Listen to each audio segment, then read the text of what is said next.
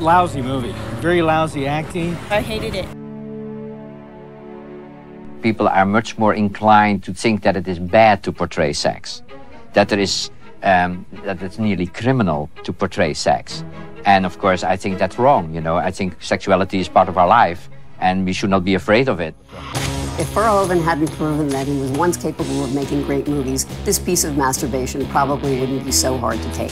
Let me guess, worst movie, Showgirls. Showgirls, you got it. Good guess. That was kind of a no-brainer. Been watching, huh? Within like the first 6 minutes, I had so many questions. You can sit a little bit closer if you want. This is the first of Nomi having kind of bizarre responses to people who are just trying to give her a hand. Nothing can be small or boring. Why delicately pull to the side of the road when you can actually maybe cause an entire freeway pileup? I love this film. I love it for strange, unexpected reasons.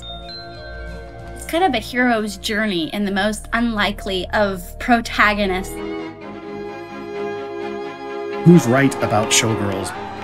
The people who think it's a terrible joke or the people who think it's a misunderstood masterpiece? And it's like, we're all right. It's a dream.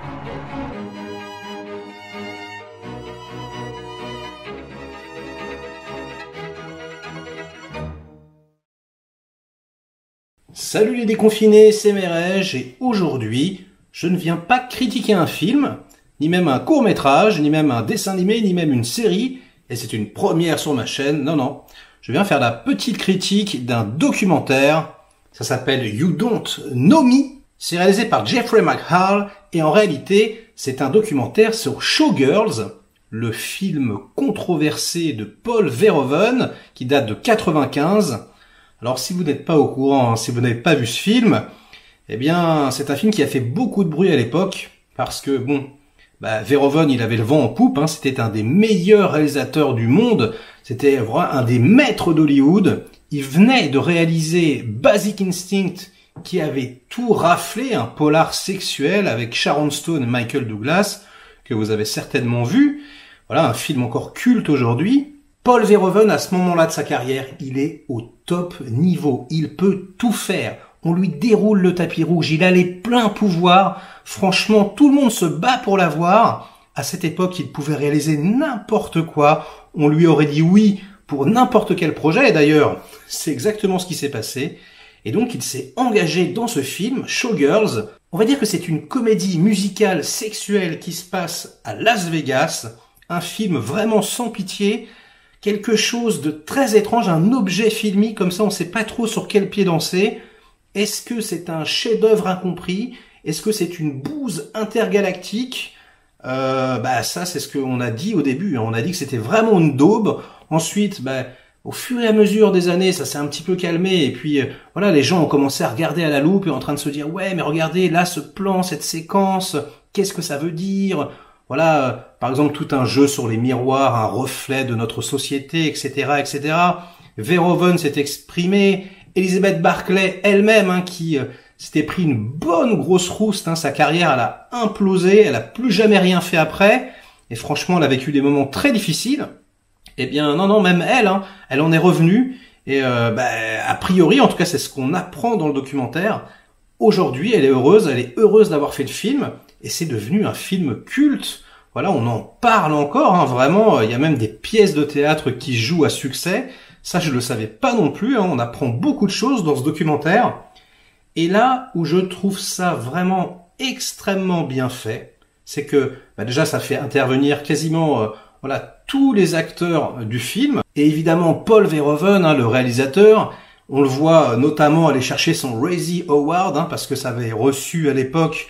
Voilà, le Razzie Award, on va dire, c'est les Oscars inversés. C'est la pire réalisation de l'année, le pire metteur en scène de l'année. Et en fait, il s'est déplacé, il est allé chercher sa petite statuette. Donc, on lui a fait une standing ovation alors que on était censé lui casser du sucre sur le dos. J'avais jamais vu ces images en vrai. Franchement, c'est excellent.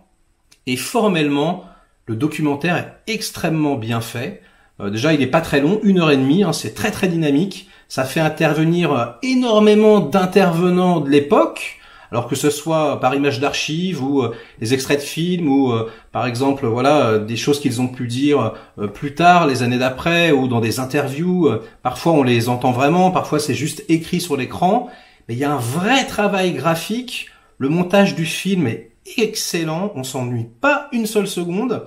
En plus, ça réutilise plein d'extraits de toute la carrière de Verhoeven en en incrustant des images de Showgirls à l'intérieur. C'est extrêmement bien fait. Le documentaire est assez passionnant. Il est divisé en 3 parties.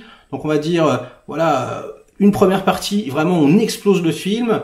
Une deuxième partie, on essaye de le comprendre. Et puis une troisième partie, un peu rédemption comme ça.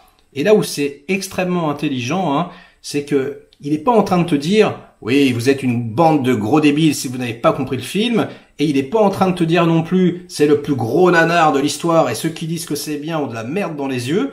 Non, en fait, et c'est là où c'est passionnant, en fait, il t'explique que c'est un ovni, un objet filmique non identifié, et que finalement, les deux aspects se complètent, et que c'est à la fois finalement un chef-d'œuvre et à la fois un navet.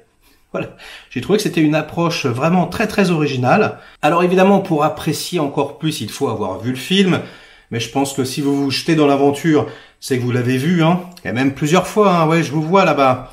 Et donc, ouais, c'est une super bonne surprise, franchement, et surtout formellement, comme je vous le disais, le gars, il s'est vraiment pas foutu de nous, c'est un travail titanesque. Il y a des images d'archives. Il est allé déterrer des petites pépites, genre le dossier de presse de l'époque, qui est vraiment, édité au premier degré. Les mecs, ils ont l'impression d'avoir fait un drama, un chef-d'œuvre. C'est assez excellent. Et puis, toutes les interventions de Verhoeven sont exceptionnelles. Le mec, il assume tout, Il dit, effectivement, le film est hystérique. Moi, je l'ai dirigé comme ça, comme une hystérique. Il pensait que c'est ce qu'il y avait de mieux pour le film. Et je vais pas vous en dire plus, mais franchement, ouais, ça faisait longtemps que j'avais pas vu... c'est pas un making-of, mais on va dire que c'est un making-of de luxe, plus. Et ouais, ça fait plaisir. Ça réhabilite le film. Ça en plus met en perspective avec d'autres choses très intéressantes, d'autres films. Et puis également avec d'autres films de la carrière de Verhoeven, on s'aperçoit qu'il y a plein de points communs. Ça va titiller des choses qui font mal, notamment la scène de viol, ultra dégueulasse.